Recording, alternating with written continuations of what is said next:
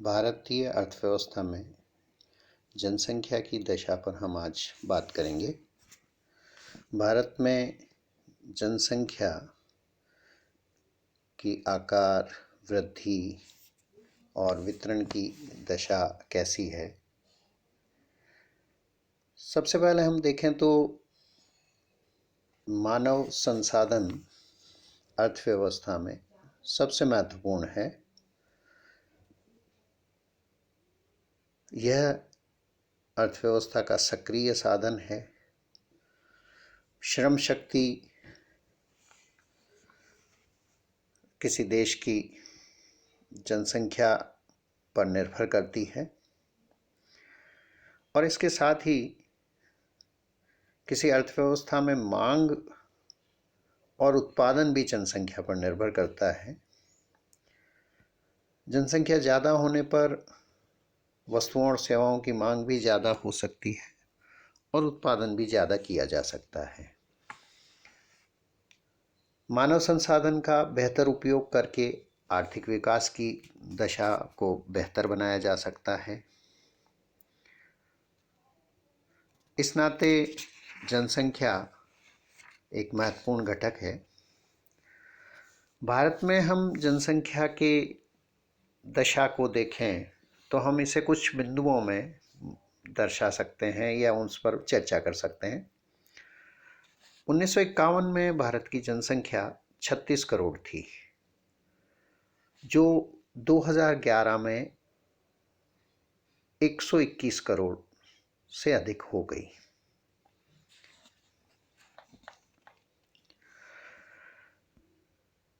भारत में विश्व की जनसंख्या का लगभग 17% है।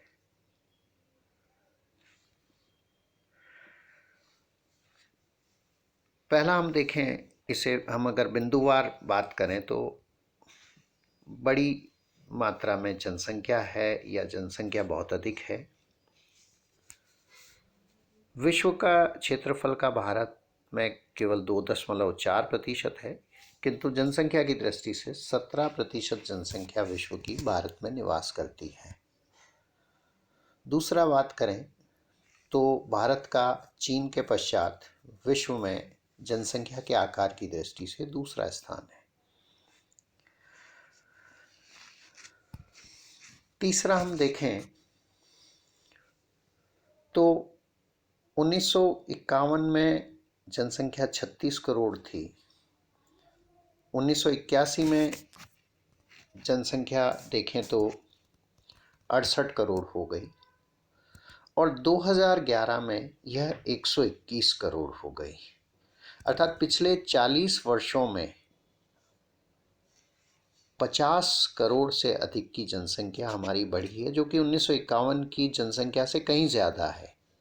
यह वृद्धि केवल पिछले 40 वर्षों की है। तो इस दृष्टि से हम कह सकते हैं कि जनसंख्या बहुत तेज गति से बढ़ रही है। अगला बिंदु देखें हम तो जनसंख्या की वृद्धि दर बहुत अधिक है।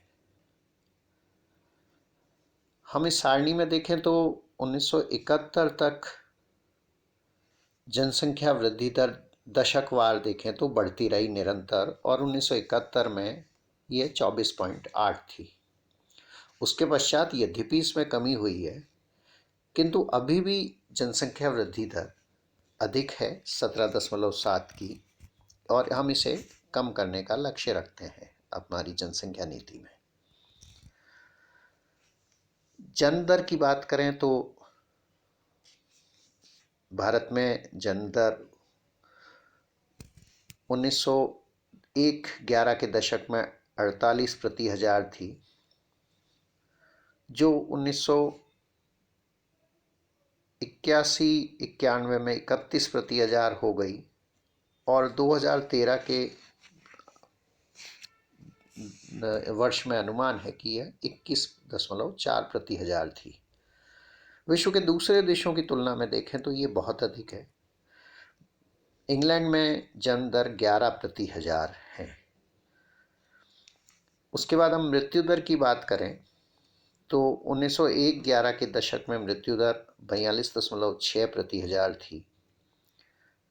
निरंतर स्वास्थ्य और चिकित्सा सुविधाओं में सुधार के कारण और बेहतर सुविधाएं उपलब्ध होने के कारण मृत्यु दर में निरंतर गिरावट आई है और लगभग यह वर्तमान में हम 7 व्यक्ति प्रति हजार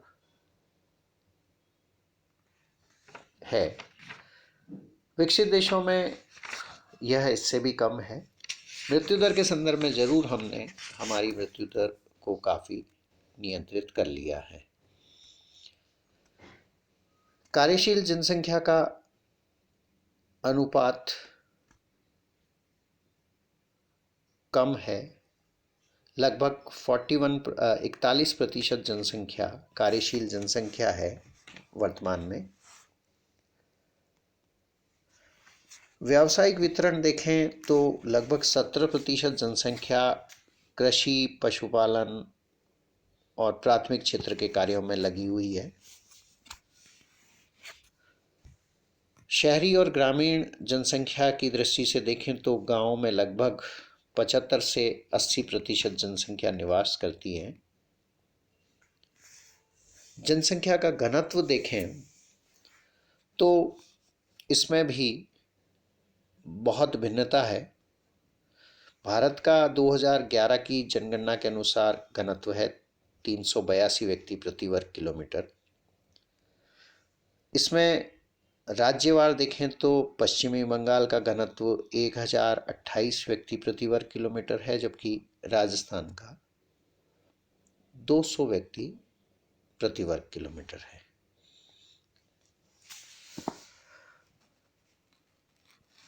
स्त्री पुरुष अनुपात की दृष्टि से देखें तो यह भी अनुपात घटा है। 1901 में जहां प्रति हजार पुरुष पर 972 स्त्रियां थी, 1971 में यह 930 स्त्री प्रति 1000 पुरुष रह गई अनुपात में। वर्तमान में 2011 में 943 स्त्री प्रति हजार है। यहाँ भी राज्यवार काफ़ी भिन्नता है।